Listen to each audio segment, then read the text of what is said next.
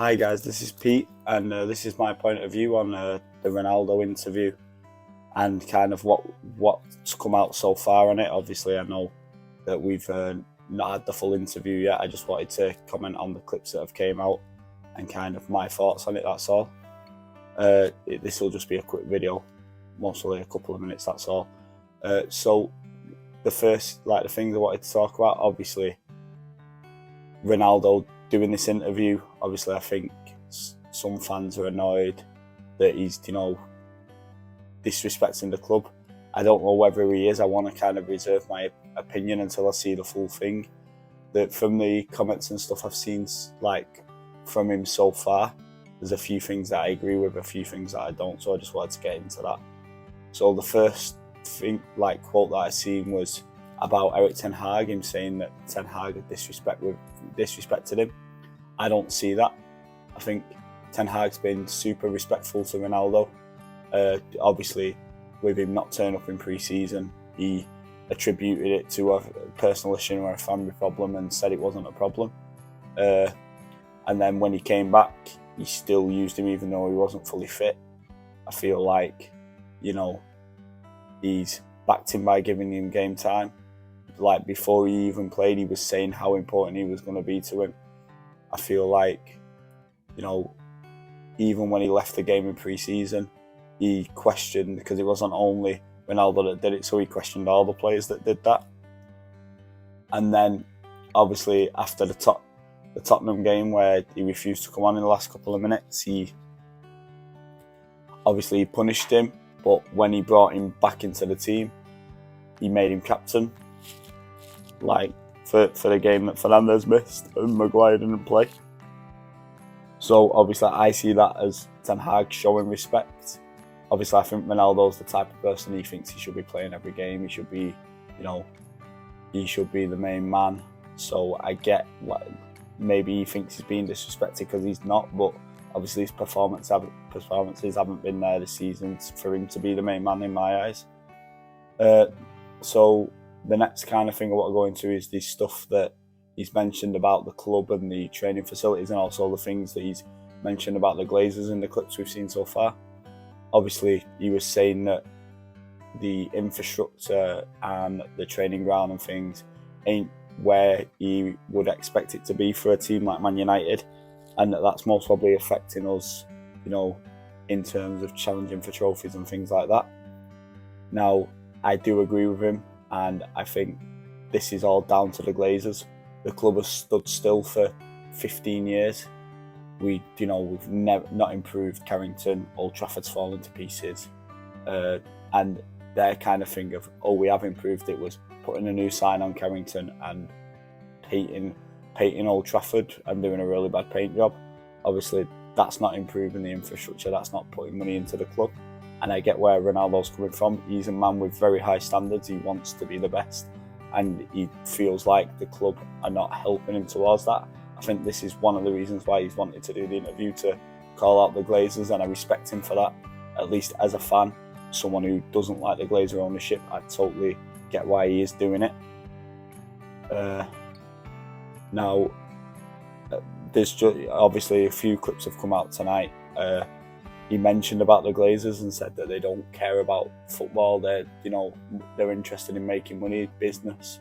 They're not interested in success on the pitch, which, for me, coming from a person like Ronaldo, just shows you how bad it is, because Ronaldo is someone that a lot of people are going to listen to, and watch, and I'll be happy if rival fans see it and go, if Ronaldo's questioning it, there's got to be a problem.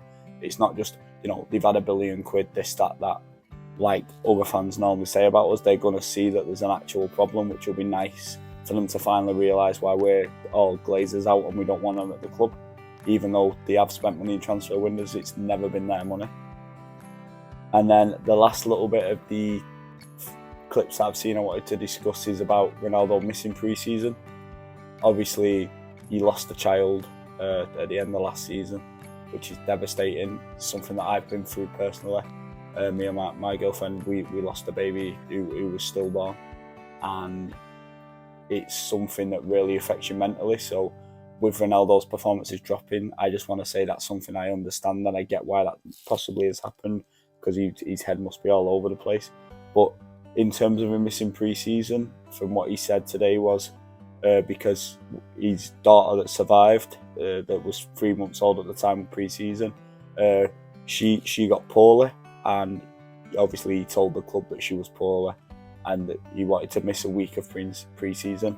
And then whoever he spoke to accepted it that he was going to miss, but also kind of questioned whether he was telling the truth. For me as a father, that would really make my blood boil and make me kind of go, well, I'm not coming back. I wouldn't go and work for someone like that. I've actually had a similar experience where I used to work.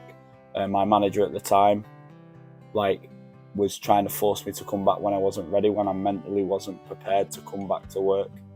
And if it wasn't for another manager who worked at the chain that I worked at, who actually told her she needed to be understanding, it would have really made my blood boil, forcing me to go back. So I get where Ronaldo's coming from through my own experiences, and it would frustrate me and make me feel disenfranchised towards the people that I work for. So I totally understand that, and at least obviously there's that. I think we need to understand it's not just about football. There's got to be a human level to it, and Ronaldo is a human. Obviously, he's one of the best football players to ever have played the game, but we have to understand he is a human, and he needed that time for his family. And then when the club were disrespecting him, he didn't want to come back. I totally get that. And obviously, I wouldn't go back until my child's health was, back in a good state. So that's just kind of the last thing I wanted to say. For me, I want to reserve judgment now until I see the full interview. I've seen a lot of, I do a lot of Twitter, and I've seen a lot on Twitter today, a lot of, Ronaldo's a disgrace, Ronaldo's this, Ronaldo's that. I get it, but I think we need to see the full picture before we decide how much hate to give. I don't want to hate anyone really, but how much judgment to give on it. I want to see his actual reasons for wanting to do this interview, for the reason he feels this way. I think, and obviously it's going to be a big bonus him coming out and speaking against the club, because this is Ronaldo. This is the best player to ever do it. His voice is going to carry a lot of weight, and it's going to change people's minds and get them to see our opinion as fans, as Man United fans, other people in the world to see. And with Ronaldo coming out and saying bad things about the Glazers, you've got to be sure as hell that sponsors who sponsor the club's ears are going to prick up and be like, oh, we don't want, this negative thing with Ronaldo saying it, and a lot of fans switch off to the fact that they're sponsoring the club. They're going to put pressure on the Glazers and say, why is this happening? They try and, put pressure on them to do something about it, maybe leave the club. That's my hope from all of this, that it will put enough pressure on the Glazers that it will force them to sell. I'm not holding my breath on it, but that's what I want, and obviously it would be nice if that happens. So yeah, it was just a quick little video from me, guys. Cheers for watching. Do me a favour if you're new to the channel, like and subscribe. Obviously it means a bunch getting any subscribers to the channel, and also anyone who likes the videos, comments and stuff. Keep an eye in the video description. I put all my socials on there. If any of you guys on Twitter, follow me on Instagram as well, on Facebook. Obviously I like to get a lot of opinion. Normally when I do my shows, I do write a lot of things down, what you guys said, but this was just kind of a spur of a moment thing. So thanks for watching, guys. Peace.